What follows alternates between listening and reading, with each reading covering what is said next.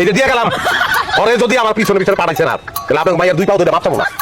ওর 2 পাও ধরে ঘুরা মোড়া তো উঠে যাবো পরে দিয়ে পিটাবো এই অসব জামাইয়ের সাথে আমার মেয়েটা বিয়ে দিয়ে ভুল করছি। আমা একদম ঠিক কথা কইছো তাই শ্বশুর বাচ্চা শালা এক কথা বলি একদম কোনো কথা বলি না ভুল করছেন না এই যে দিয়ে গেলাম আমি ভুলটা শুধরাইবেন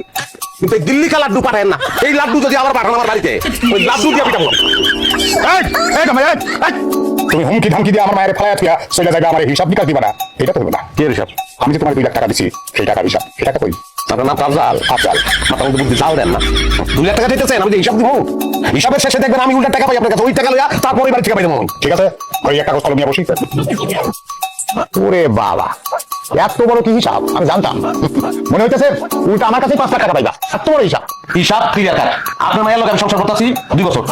24 মাসে থাকা এবং খাওয়া পাবো আমি বেশি ধরে 10,000 করে ধরছি 10 দিয়ে গুণ দিলে 2,40,000 টাকা মার্কেট করে দিচ্ছি 75,000 টাকা অসুখ ছিল চিকিৎসা করাইছি 22,000 টাকা গেছে 2 বছরে 3 দিন সিঙ্গারা খাইছি আমি 30 টাকা গেছে অন্যান্য বিবিধ খরচ 9,300 টাকা টোটাল যোগ করে দাঁড়াইছে গিয়া 3,48,170 টাকা সি সি জামাই 2 বছর 30 টাকা চিন্তা খাইছো এটাও লিখে রাখছো অবশ্যই লিখে রাখুন লিখে রাখুন না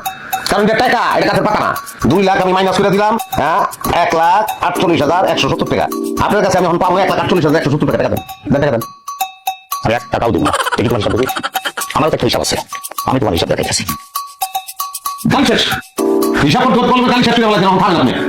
তুমি আমার মেয়ের বিয়ে করছো 2 বছর 2 বছর তাহলে তো বসায় রাখো কাম করাইছে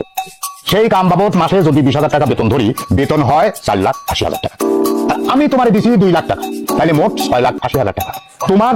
এই 3,48,170 টাকা বাদ দিই তাহলে আমি কিন্তু তোমার কাছে পাচ্ছি 3,31,830 টাকা আমি মিটার বাচ্চা 20,000 টাকা বেতন কাম করার লিগা ফিলিপাইনের মাইয়া মু ফর শাসন ধরে ইংলিশে কথা কয় ওরে 20,000 টাকা দিলে মানাইও আমার 20,000 টাকা তুমি দেখছো তার ভরণ পোষণ খাওয়া পড়ার দায়িত্ব তো তুমি তো দিবা আমার তার খাওয়াইছো সেই হিসাবে দেখছো বাপরে বাপ এখন তুমি টাকাটা দিয়া তারপর দাও এখানে এই হিসাব মানি না আমি তাহলে আমি চেয়ারম্যান কাছে বিচার দেবো চেয়ারম্যান যে বিচার করবো বিচার আমি মানা নেবো তোমার মাইন করবো হ্যাঁ হাউস এমন কথা মানবো আপনার মাইয়া আমি রাখবো না দিয়ে দেবো তুমি যখন জামাই আল্লাহ আমার কপালে দিছে এরকম জামাই কোথায় দুনিয়ায় কারো নাই